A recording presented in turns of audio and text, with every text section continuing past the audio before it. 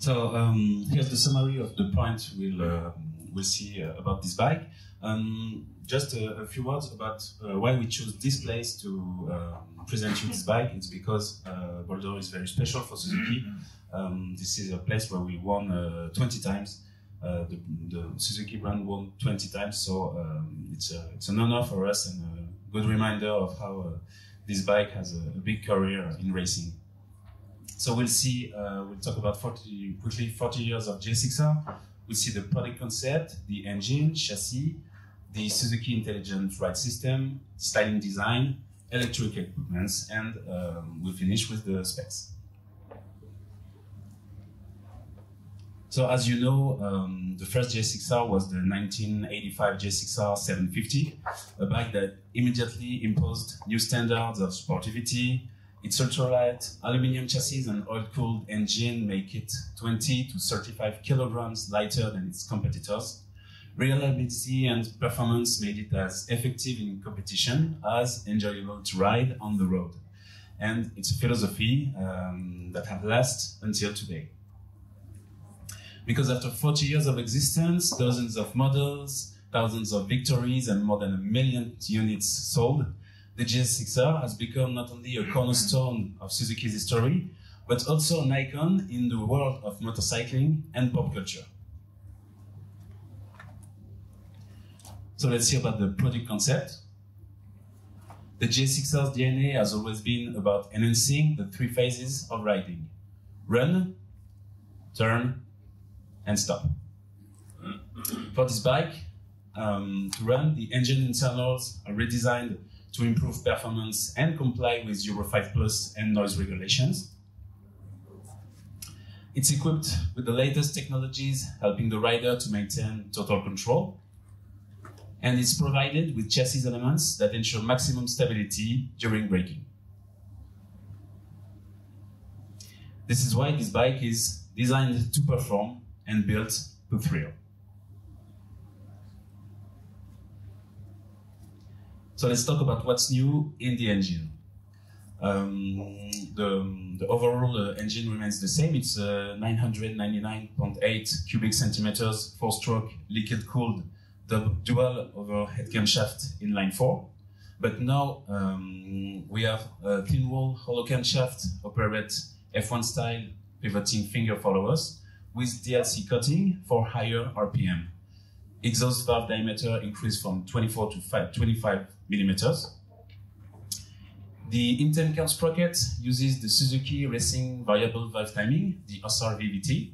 It's a centrifugally operated system that had high RPM power without sacrificing mid-range and lower RPM power. We also have new pistons, and their shape accommodate the exhaust valve diameter and increase the compression ratio from 13.2 to 1 to 13.8 to 1. We also have shorter skirt to reduce weight. And finally, the crankshaft adopts a new design with thicker journals to accommodate higher loads. You also have a new wider cam chain that helps reduce friction loss. Around the engine, we have several peripheries that are also interesting. There's a new single-stage funnel, number 1, number 4 design, features a shape that contributes to improve output at high RPM. The new electronic swavel bodies increase from 46 to 48 millimeters, and primary injectors go from 10 to 8 holes. Top feed injector on top of the airbox directly injects inside it, so it enhances power, efficiency, and throttle response. This bike is equipped with the Suzuki clutch assist system, which contributes to smooth shifting, better control because it's an anti-slipper clutch, and helps reduce fatigue with softer clutch springs in traffic, for example. To comply with Euro 5+, the exhaust system has now enlarged pipes, new catalytic converter, and a slimmer titanium muffler with stylish design. Now you can see all the specs of the engines. We can see that we have a good amount of torque in mid-range, and a good peak of power. Even if the power is the top power is 195 horsepower, it's a little bit less than the previous version, but it's to comply with Euro 5 Plus. And be sure that with all the new internals and the peripherals, the bike will be very efficient and with a lot of power, with a good tuning for the races. Now let's talk about the chassis. One element you can clearly see is the carbon winglets. So the new winglets added to the front cowling generate downforce at high speeds to enhance stability. The size and shape were developed through a long process and various tests to achieve the optimum lift effect without making handling feel heavy. The design is the same, used in 2024 by Team Suzuki CN Challenge in Suzuka 8-hour endurance race. It's made from dry carbon produced in Japan. This is a process which ensures a much higher quality than the wet carbon commonly used by other brands, which means you have carbon and fiberglass. These winglets are 100% carbons with hollow structure, so very light. These winglets are optional accessory depending on the country. For example, in France, all the bikes will be delivered with the winglets. The other components of the chassis are well-known elements, so let's take a look. We have a lightweight twin-spar aluminum frame, provides quick response and agility. We have braced aluminum swing arm with pivot point placed forward for maximum stability on road and track. For the brakes, we have ride-and-mount 4 pistons Brembo monoblock calipers on 320mm disc with hybrid fixation, which means 50% T-drive mounts and 50% pin mounts, which is a combination of T-drive mounts are lighter, but it can have some rattle noise that you don't have with pin mounts. So with a 50-50, it's a kind of best of both worlds. For the wheels, it's a lightweight 6-spokes cast aluminum wheels. It improves handlings. And for the tires, Bridgestone Batlax Racing Street RS11 for performance and durability. Now we'll talk about the Suzuki Intelligence Ride System, also known as SERT. So the SERT on this bike has been enhanced with feedback of years of racing and pilot impressions. So you have a list of how can I say, electronic systems, like first the Suzuki Drive Mode Selector, the SDMS, with 3 modes, A, B, and C, and depending on the mode you choose, you have different throttle response. The A is for active, you have the B, which is the intermediate, is basic, and C, comfort, more for like during rain, for example. You have the smart TLR control, which combines first the Suzuki traction control system. You have 10 settings plus off. You have a lift limiter that keep the front wheel on the ground.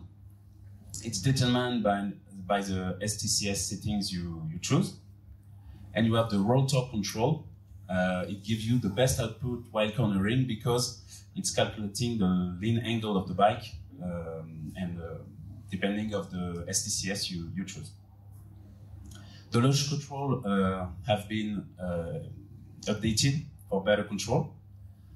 You have, of course, a ride-by-wire electronic throttle system because it improves feeling and is essential to operate all the SERTs. You have a bidirectional quick shift system for cleaner, quicker, and smoother shifting regarding its upshifting or downshifting. There is the motion track brake system. It's combined with the newest Astemos ABS unit. So when the bike is leaning, the ABS is dealing with it. So you can take a brake on the corners. And the slope-dependent control system is like a reversed lift limiter because It's operated on the rear wheel. It prevents it from lifting during the braking or when you are riding down a hill. And like all the other Suzuki models, you have the Suzuki Easy Start system. So with only one push on the starter button, the bike starts. And the low RPM assist, it prevents engine speed from dropping excessively when you are riding in traffic, for example, or when you start the bike. This was the software part. Now we can talk about the hardware. Because as I said, the ABS unit is Astemo's latest product. It's more compact, it's 51 grams lighter, and as we saw, is effective with motion track brake system and slope-dependent control system.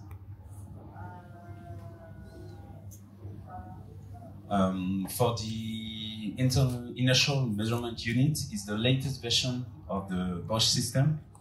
It tracks movement in 6 directions along 3 axes, and it's 10 grams lighter. And finally, the engine control module, the ECM, is the state-of-the-art engine management, and it's combined with CAN bus, which means controller area network. It reduces the number of wires, which means gaining weight and helping processing multiple operations during riding. Here's the part of the styling design. So the overall shape of the bike remains the same with years of development, of wind tunnel, of test riding. We can see that the bike has full LED lights, the front light, the rear light, the turn indicators, full LED, even position signal. For the rear tail, undertail, sorry, has been redesigned with new side reflectors, for example. The multifunction instrument panel is still a LCD one with a lot of information directly under the vision of the rider. We have like the RPM, the speed, the gear indicator, the SDMS, level of traction control, and we also have other information like fuel gauge, engine temperature, etc. The fairings undercowl has been redesigned due to the new exhaust on both sides of the bike. We also have engine covers that move from black to gray, and we have brake housings are now gold anodized finish.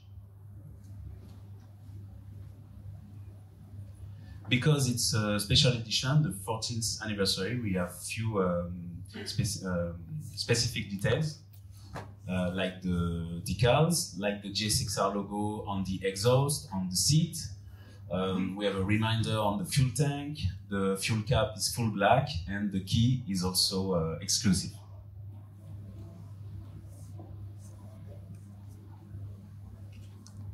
And we have the liveries, which I found very beautiful. With the blue one, it's the Pearl Vigor blue with Pearl Tech white. It's the original GSX-R colors. We have the Daring red, Pearl Tech white, like a reminder of the Kevin Schwantz RGV 500. And we have the Pearl Ignite yellow, metallic matte stellar blue, which reminds me the championship winning GSX-R of Troy Corsair in 2005 in the World Superbike. So these are liveries that reminds the great history of Suzuki in racing.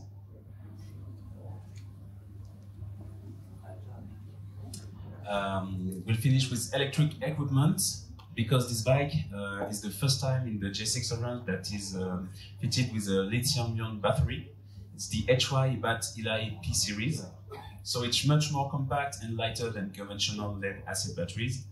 It supported extended tests to ensure reliability and safety, even with shortcuts, physical impacts, abnormal charging, etc. It has minimal discharge over time. It ensures the starting of the bike even in extreme conditions from -10 to +65 degrees Celsius. And it has an expected lifespan up to 10 years. And now we'll finish with the specification of this bike. You have all the information you can see here. One of the most important, I think, is the curb weight, which is 203 kilograms. Kind of the same of the previous one, because which with the new Euro 5 Plus regulations, it was hard to gain weight, but the weight remains kind of the same. So the bike is still in good standards.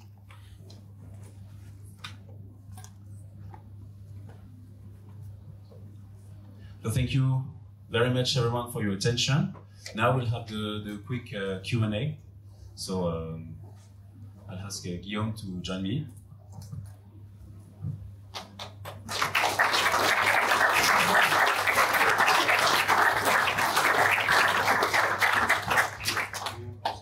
I also invite all the people from Suzuki, from the SERT, Yoshimura, also Suzuki, to join us if you want. So please, you can come. Pilots, yeah.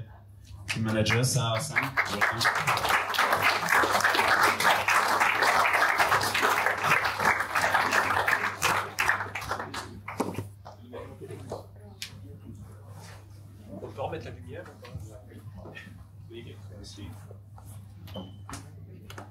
So let's start if you have questions. I think why it's the winglets from the 2024 bike and not the 2025, which are bigger. And do you have precise data on the downforce of these winglets? Thank you. Good morning. Okay, I'm involving the project of Suzuki CM Challenge and using the previous model of GSX-R1000 as a base bike. Thanks to the potential of the GSX-R1000 has a good balance and good performance and good potential.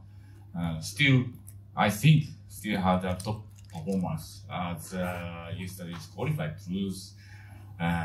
Thank you to the team and the riders. And yes, as I said, the bike has a good balance. And this winglet doesn't affect so much about the balance, but have a good presence and good for improving the how do you say, the stability, and especially on the high-speed corner on the street, also on the circuit. How they make the design is to reach the target to be a good balance, to have a good balance on the street and circuit on both. Okay, this year we use a bigger winglet on the circuit, but this is designed for the circuit, dedicated on the racetrack. So I think currently Suzuki's answer is this winglet makes the best balance for this bike. Okay? Yes. Also, additionally, this new model of GSX-R is meeting the Euro regulation, also having the better balance, better performance as a potential. So I cannot wait to use this new model for my project in the future. Thank you. It's a good question. Why this is the LCD instrument panel? Because it was a choice to concentrate on the performance of the bike.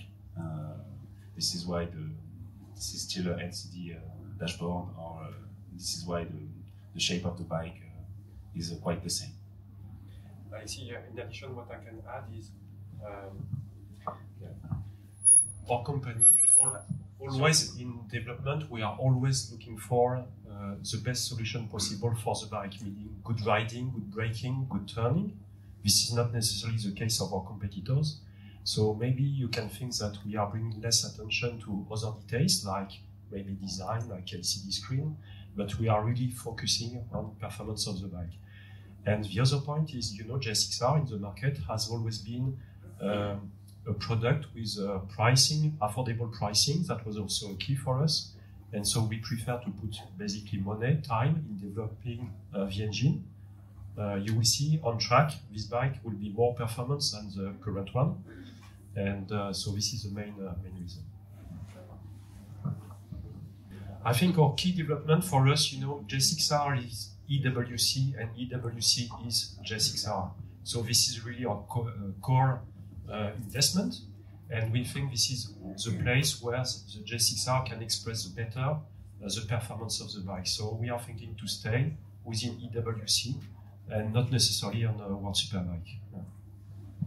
Yeah, actually, I was speaking to Yoe-san a few weeks ago, and from what I understood, it's the opposite way. So Yoshimura team, Yoshimura SERT module, help us to make this bike, this new engine, to make it better. And you know that EWC category is a kind of, I cannot say prototype, of course, but bike every year is improving, whereas the production model will remain for a few years the same model. So I think the biggest difference will be for super stock category or for production category. It will make really a big difference compared to the current model. What I can tell you today is we are trying to have a common price in Europe, because we don't want our dealers or customers to complain about why in Germany it's this price, why in France it's this price. So next week, actually, we will meet all together, European subsidiaries, to decide which price we will propose to the market for this 40th anniversary edition. Knowing that the 40th anniversary edition is a kind of limited edition, it will be, of course, one time. And so it's a kind of unique bike in the market. If you would like to buy it and keep it, you know, for a long time, so it will bring value in the time for the customer who will own this bike. So probably, I guess within, I don't know, 4 weeks or something like that, we'll be able to unveil the price. Yeah, reality is, yes, this bike has been tested on our racetrack, of course, in a Rouillot test course. And this is why I'm very confident to say that this bike on racetrack condition will be more performance than the current one. Yeah, it's exactly the same, because we think this frame was very good, good enough. Yeah.